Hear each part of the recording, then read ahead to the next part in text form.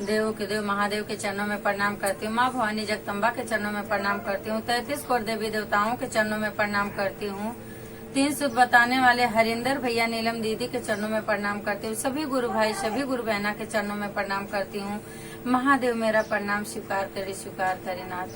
तो गुरु भाई गुरु बहना, मैं भोलेनाथ के शिष्या की कथा कहने जा रही हूँ। प्लीज सुनिएगा और कैसा लगेगा कमेंट बॉक्स में जरूर बताइएगा। पूरी कथा सुनने से ज्ञान होता है, आधी अधूरी कथा सुनने से शिव गुरु का अपमान होता है और कथा का लाभ नहीं मिलता, कथा का ज्ञान नहीं होता है। इसके लिए प्लीज पूरी कथा सुनिएगा। मेरी कथा है एक देवरानी और एक जेठानी की कथा है। दोनों शिव शिष्या हैं, दोनों के मन का भाव है, दोनों के मन का विचार है। प्लीज सुनिएगा आगे कथा में। एक देवरानी जेठानी एक घर में रहती थी और जेठानी जो है उसका आदमी कमाने वाला, ज्यादा पैसा कमाने वाला था। उनके पास ज्यादा पैसा था जेठानी के पास, और देवरानी के पास पैसा नहीं था। उनका आदमी खेती करता था, उनके पास पैसा नहीं था। तो देखो जेठानी का जहाँ भी जाती थी सज संवर के जाती थी। भगवान भोलेनाथ के मंदिर में पूजा करने जाती थी, किधर भी जाती थी तो सज संवर के जाती थी। और उधरी देवरानी जो है उसका आदमी तो घर पे रहता था, उसके पास उतना पैसा नहीं था, तो उसके पास जो रहता था वो वही पहन के अपना जाया करती थी। एक साड़ी धो के डालती थी, सुखाती थी, तभी वो बेचारी पहन के जाती थी। उसके पास नहीं था, धन नहीं था, तो कहाँ से लाती, कैसे खरीदती, कहाँ पैसा पाती बेचारी। तो अपना जीवन बिता रही थी। तो जेठानी जो है वो एक दिन अपने ही घर में शिव चर्चा रखी और शिव गुरु बहना लोग को बुलाई और बोली हमारे घर पे शिव चर्चा आज होगा, सब जन हमारे शिव चर्चा में आ जाना। सबको बुलाई, लेकिन उधरी देवरानी थी, देवरानी को नहीं बोली। क्यों नहीं बोली? वो सोची कि अगर देवरानी को बोलूंगी तो इसके पास तो अच्छा वस्त्र है नहीं, ये फटा पुरान साड़ी धो के डालेगी, वही पहन के वही आएगी तो मेरी बेइज्जती होगी। सब यही बोलेंगे कि देखो ये इनकी जेठानी है, देवरानी है, और सब हंसेंगे। इसके लिए वो नहीं बुलाई देवरानी को।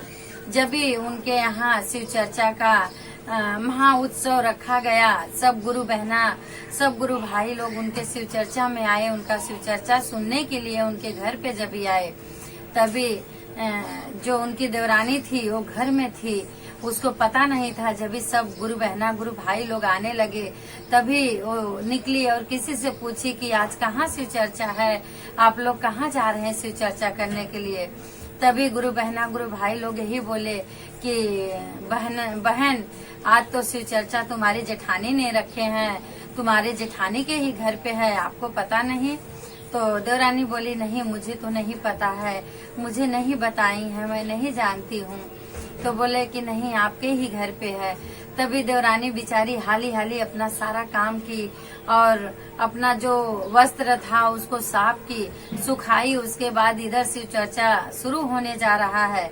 तब सब लोग आके बैठ गए थे, सबसे पीछे आके वो भी बैठ गई, शिव चर्चा सुनी।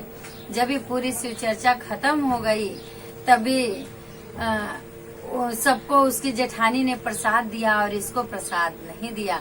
क्यों नहीं दिया प्रसाद? गुस्से के मारे नहीं दी कि सब लोग बोलेंगे देखो जेठानी कैसे है और ये देवरानी के पास कुछ भी नहीं है, फिर भी आके यहाँ शिव चर्चा में ये बैठ गई है देवरानी।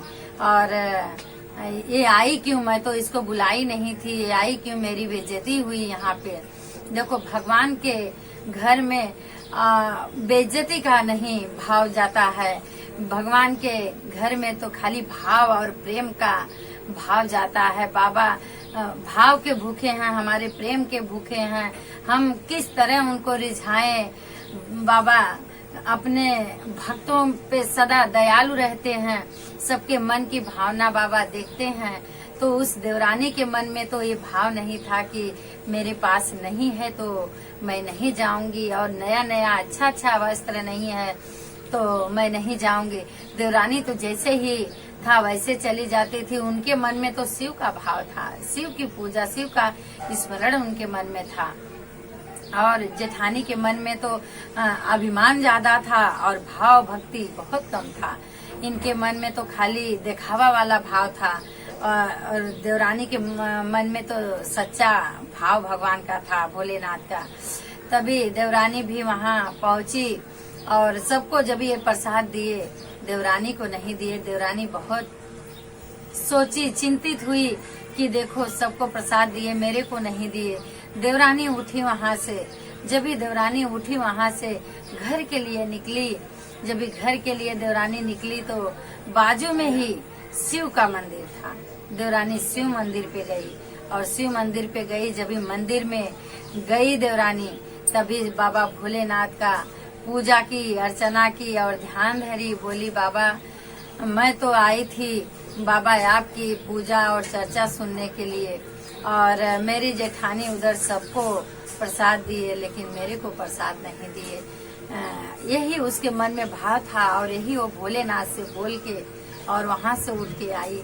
जब भी वहाँ से उठ के आई तभी पंडित जी जो बाहर बैठे थे, पंडित जी का जब भी चरण स्पष्ट की हो, उसके बाद में पंडित जी ने उनको प्रसाद दिए।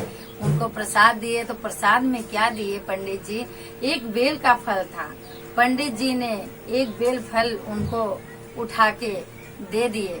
जब भी वो बेल फल लिए और घर पे गए, वो तो प्रसाद के रूप में पंडित जी दिए थे, बड़े भाव से दिए थे। और जो देवरानी है बहुत भाव से प्रसाद ग्रहण की, ली और लेके घर पे आई। तो सोची बच्चे लोग को बोलूंगी कि जो है मैं शिव चर्चा में गई थी आपके बड़ी मम्मी के घर पे, तो यही वहाँ वो प्रसाद मुझे दी है, आप लोग ने बांट के ले लो। जब भी गई घर पे तो बच्चे लोग दौड़ के आए, माँ प्रसाद। तभी माँ बोली हाँ बेटा प्रसाद तो लाई हूँ। तभी वो क्या कि जब भी प्रसाद ली और बेल फोड़ी, तभी बेल में उसको प्रसाद नहीं मिला। उसमें इतना हीरा चांदी सोना भरा हुआ, उस बेल के फल में इतना हीरा मोती जवाहरात भरा हुआ मिला कि वो फोड़ी और देखी सब चमचमाते हुए, सब सोना हीरा मोती सब भरा है। और वो आश्चर्य में पड़ गई कि ऐसे कैसे हो गया। तभी उनके पति आए तो उनके पति बोले कि क्या हुआ? तो बताने लगे कि देखो मैं तो गई थी पूजा सुनने के लिए और मैं पूरी पूजा सुनी, शिव गुरु का पूरी पूजा सुनी और वहाँ से मुझे प्रसाद नहीं दिए दीदी, तो मैं मंदिर चली गई। मंदिर से जब भी आने लगी पुजारी जी यही बेल दिए और जो बेल दिए इसी यही मैं फोड़ी, तो देखो इसमें इतना सोना चांदी सब मिल गया। तभी बोले उनके आदमी बोले कि ये बाबा भोलेनाथ की कृपा है, जिसको सब भगाते हैं उसके मेरे भोलेनाथ बाबा ने अपना लेते हैं। देखो मेरी भाभी आपको प्रसाद नहीं दी तो क्या मेरे भोलेनाथ तो आपको सब कुछ दे दिए। तभी आदमी और औरत दोनों जन मिल के बाबा भोलेनाथ का गुणगान करने लगे, भजन कीर्तन करने लगे, स्मरण करने लगे, ध्यान दिए भोलेनाथ का। उसके बाद में उसी गहने से इनके घर पे इनका घर द्वार सब कुछ बन गया। बच्चे अच्छे सब अच्छे से हो गए, सब अच्छा अच्छा पहनने लगे। अभी जेठानी को पता लगा कि इसके पास इतना धन कहाँ से आया। तभी जेठानी गई देवरानी से पूछने कि तेरे पास इतना धन आया कहाँ से। तभी देवरानी के मन में तो ये भाव नहीं था। देवरानी बोली देखो दीदी मैं आपके घर पे शिव चर्चा जब भी सुनने आई तो आपने मुझे तो कुछ प्रसाद दिया नहीं, तो मैं मंदिर चली गई। जब भी मंदिर गई तो बाबा भोलेनाथ का चरण छुई, स्पर्श की, बाबा को प्रणाम की। प्रणाम करके निकली तो पुजारी ने मुझे बेल फल दिया और बेल फल में यही सोना चांदी सब मिला, जिससे मेरा इतना कारोबार सब आगे बढ़ा है। और भोलेनाथ के भजन में, कीर्तन में, शिव चर्चा में उसकी देवरानी और ही लीन हो गई और ही पूजा पाठ करने लगी। तो बोली दीदी जब से ये सब हुआ तब से और मेरा भोलेनाथ में मेरा मन लग गया है। तभी उसकी जेठानी बोली ऐसी बात है? बोली हाँ।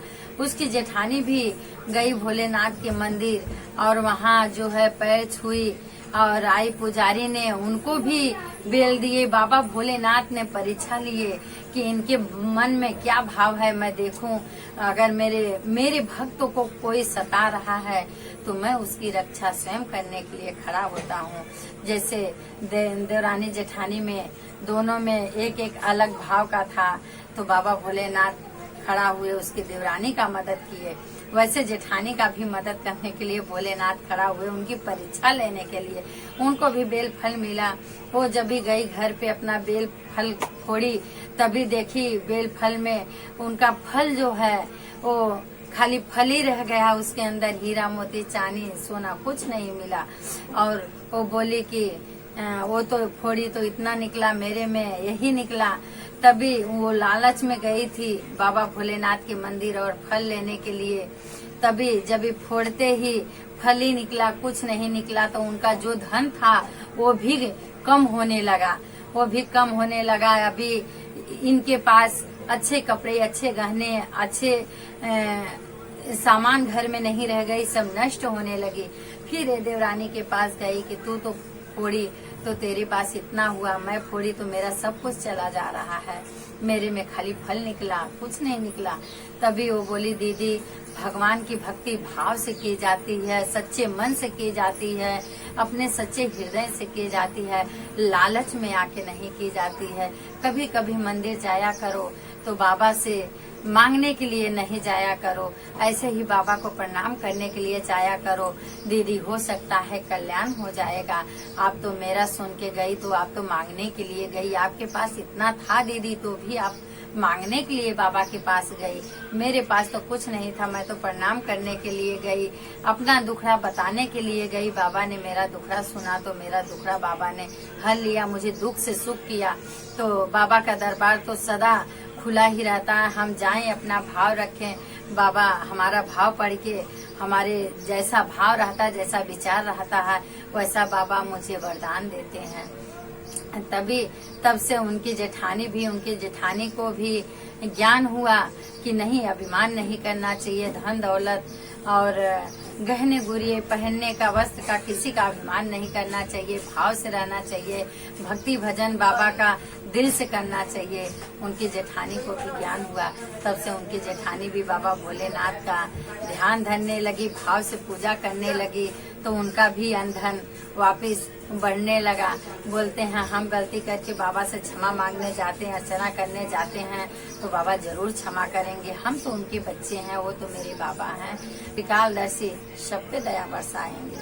जो जाएगा उनके पास कोई दुखी होके नहीं आएगा, सब सुखी ही होके आएंगे। तो हे बाबा भोलेनाथ, जैसे उस देवरानी का भला किए, उनको वरदान दिए, उनको दान दिए, उनको गरीब से अमीर बनाए, और उनकी जेठानी के गलती के माफ किए और उनको भी अपना भक्त बनाए।